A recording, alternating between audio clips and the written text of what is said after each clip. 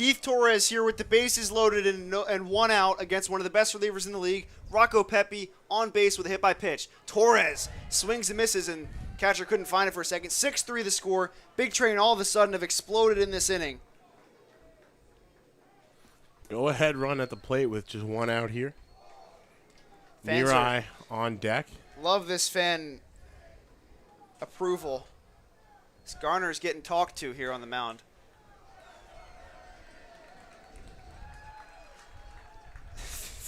I wonder, do they know Rocco? I gotta know what the love for Rocco Pepi is here. No disrespect to Rocco Pepi. I'm just happy that the fans are rooting for him. They loved that hit by pitch. So 0-1 now. To Keith Torres. Here's the pitch. Taken, strike, and it's 0-2. Torres not happy. That went a little low.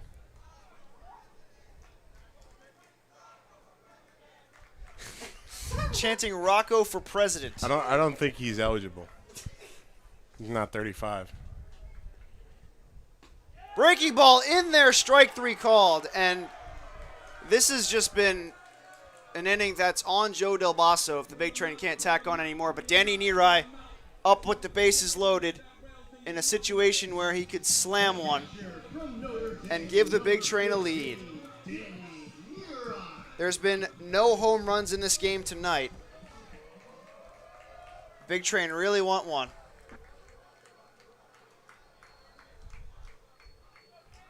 .956 the time it says. There's a strike from Garner, who's just not missing right now, 0-1.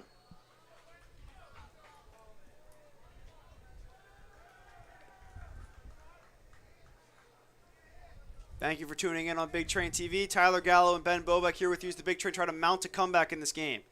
Neary takes one high and out of the zone, 1-1.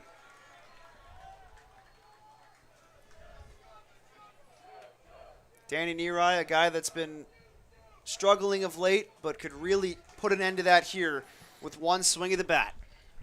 Here's the 1-1 from Garner. Swing and a miss, tipped into the mitt, and it's 1-2. Big Train have the bases loaded. The runner at second is Christian Martin, and the runner at third is Grant Knipp. In an inning that has been the best of the night thus far for the Big Train, just trying to tack in some more. The 1-2. Loop towards short. Going to be a tough play. The throw to third, and he blocked the base path, but he's out, and the inning is over. So Big Train lead at 6-3 as we head to the top of the ninth inning. Looking for some more runs when we come back here on Big Train TV.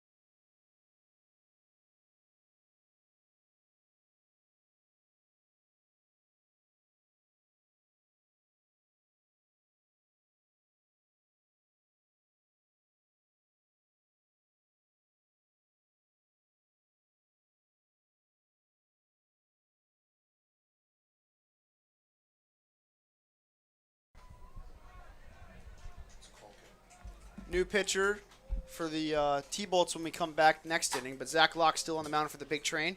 Big Train batted through in the last inning, but only got one run, or only got 3 runs across in his chance where they could have brought a lot more. Left 3 on the base pass. So they still trail 6-3. Yeah, I mean, that's going to leave a sour taste in your mouth, but you do have to kind of look back and say, you know, at least we cracked the nut, right? At least we have the lead. We got it to a save situation going forward for T-Bolt's pitching, and we made him sweat. And I think that's something that, you know, can't be dismissed at all. You know, you got to the best arm in the T-Bolt's pen, and, you know, he did his job eventually after allowing the one loud RBI. But eventually was able to close the door in that 8th inning. Polk and a guy they have handled, setting up a good finish. Palmera the other way, line the other way coming on is Doyle sliding, and he dropped the ball. Nearly made the play, trapped it though, and Palmera is aboard with a single. Yeah, really tough play there for Doyle. Makes a great approach, but just coming in at an angle where, you know, physics and stuff meeting that ball just didn't quite work out. Glove slammed the turf and it trickled loose. Would have been a fantastic play. Here's Tommy Dunleavy now, pinch hitting for Christian Maceda. Announced as the pinch hitter here. In the top of the 9th, Big Train tacked on 3. 6 runs in the 4th for the T-Bolts. Those are the only runs tonight. Strike called, 0-1. Again, at least it's been consistent. That is But true. that's not a strike. Yeah, it's been a very weird zone as the ball gets away and Palmera is going down to second. The throw down is in time, and he is out at second base. What a relay throw by the first baseman, Grant Knipp, to cut down Connor Palmera at second, and that is a huge out, number 1. Yeah, I mean, we've seen that. I think we saw that last night too, where the pickoff by Locke was just so wild. It bounced off, you know, the fence or whatever it is down there in the first base foul territory, rebounded sharply enough to Knipp where he was able to throw on and get Palmera by some distance. I love the fans here as Dunleavy swings and misses 0-2. They are starving for a walk-off finish in this game. Yeah, I very much look forward to what that would sound like. They might storm the field. Might have to get the stewards out and ready. 0-2 here to Dunleavy. Up high, ball 1.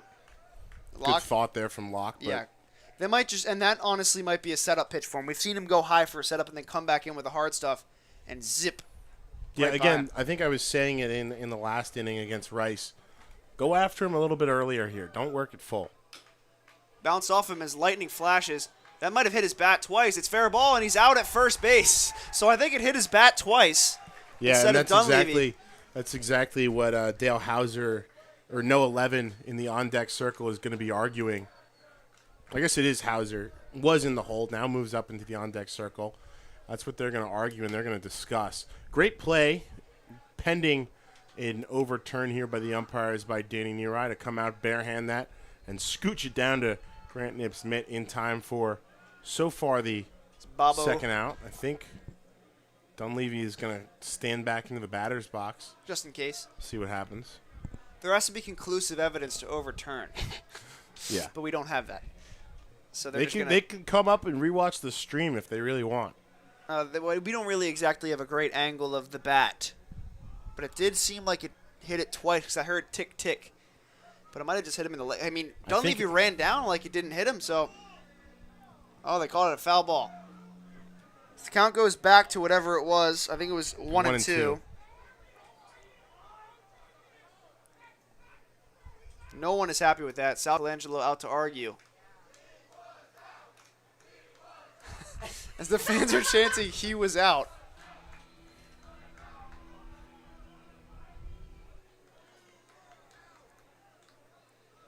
So Dunleavy back in the box with some new life. 1-2 is the count.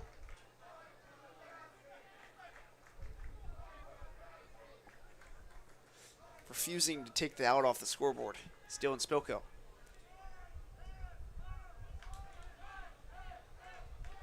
One and two. Locke sets and delivers.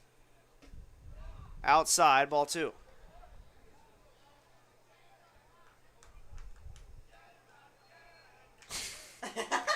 That's all you got to do, right? Get them out again.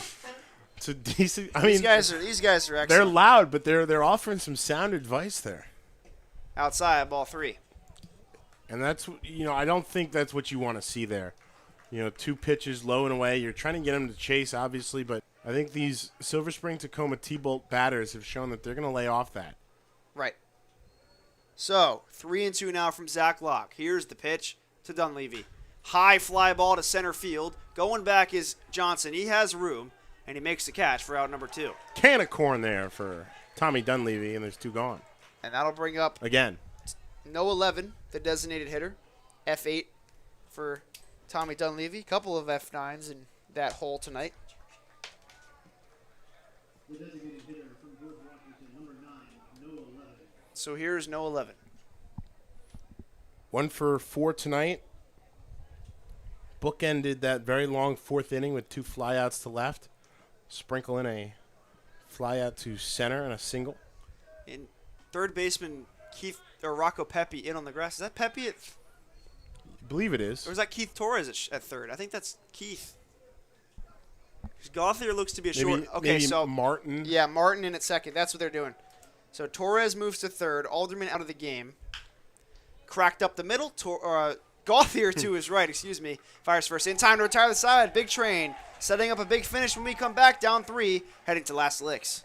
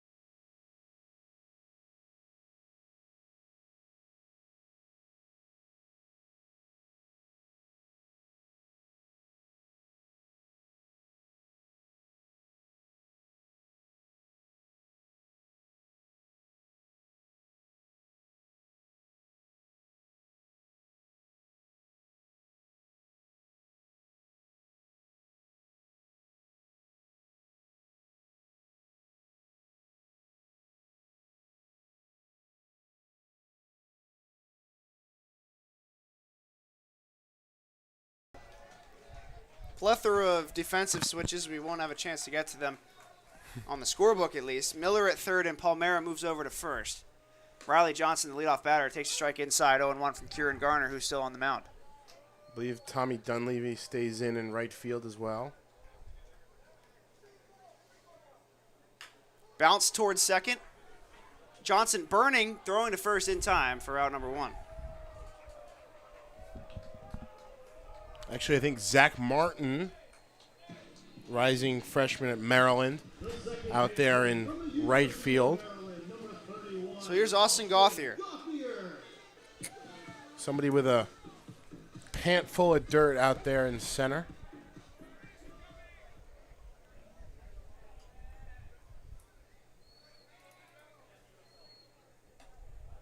Big swing to miss from Gauthier. It's 0-1.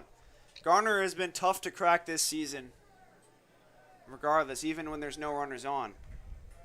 And it's going to be really doubly tough for the Big Train to do anything in this inning. Breaking ball inside, 0-2.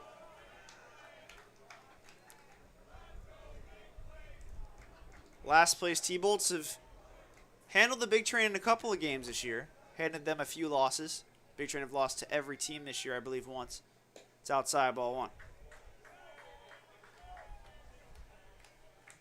Fans trying to do everything to bring it home here, but 3 runs in back-to-back innings is what they need. Garner delivers outside.